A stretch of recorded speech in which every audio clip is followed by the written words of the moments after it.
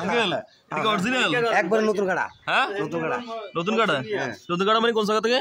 এটা আমরা কাছি বাটি দেখতুন। কোন জায়গা? বাটি দেখতে কাছি, বাটি দেখতে কথা বলেন। বাটির থেকে আসছেন আপনি? এটা কি দেখি অরিজিনাল? এটা তো অরিজিনাল, সেটা বিশেষত্ব কি এই মধুটা? তোর কি করেন? আরে বিস্কুটিতে কুত্তা রেখে বলে যদি খায় খায় একটু দাঁড়াইবো খায় কুত্তাও খায় না। দেখছেন না আরেকজন তার কইকা কুত্তা খাবে ম্যাচ মারবে আগুন জ্বলবো সবকিছু। আগুন জ্বলানি এটা সপ্তাহ জ্বলে আগুন ম্যাচ মারা।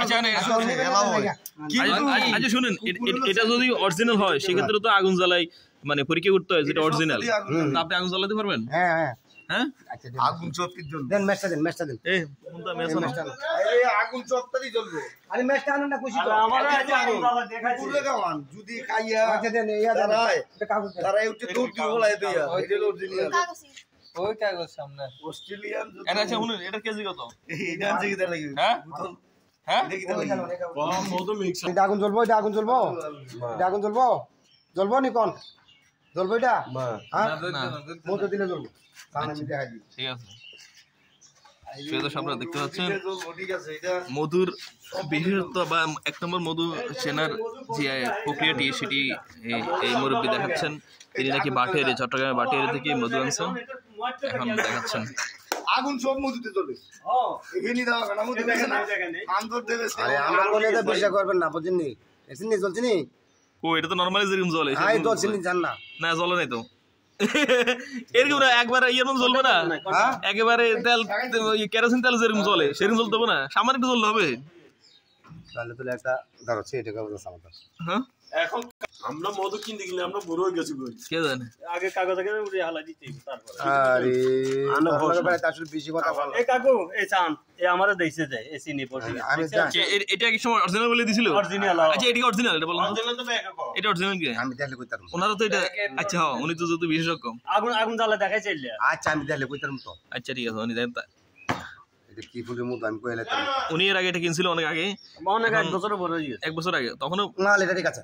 হ্যাঁ এটা ঠিক আছে, এটা অরিজিনাল। তো বসছি কিনলে দানা হইছে যে। ও এটা মাল ঠিক আছে, এক নম্বর মাল এটা। তাই দেখছেন এই যে চিনি মত এটা এক নম্বর মাল। এটা রোজ দিন, রোজ দিন উনি দেবগা এক নম্বর মাল।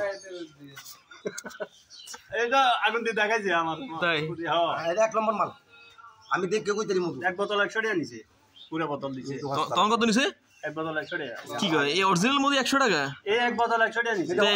এটা এক ফানা না, এটা মধ্যে এক পাতি বেশি ধরবো। তুই সে কেন 100 টাকা দে? আরে এটা মনে 75 গ্রাম কি হইছে মনে কে যে আবার এসে কমে দাম আরে এখানে গেড়ে আনি দিচ্ছে সেটাই তো। আচ্ছা ওর মধু নিবে নামনে আমরা টাকা পরীক্ষা করেন না তুই না? আমি হ্যাঁ আপনি করেন না, আমি তো ম্যাচ মারেন। আচ্ছা ম্যাচ মারো, মুদা ম্যাচ মারো, লাখ বেটি লাখ মারেন।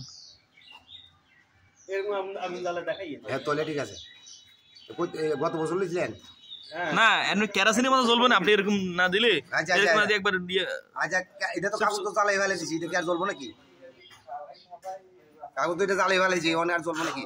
অন্ত জ্বলবো মধু, চান না অন্ত জ্বলে মধু। জ্বলেনি জ্বলেনি জ্বলেনি জ্বলছে তো, যে জ্বলাইছো এটা তো নরমাল বাঙালি জাতে বাঙালি এড়িয়ে জ্বলছে।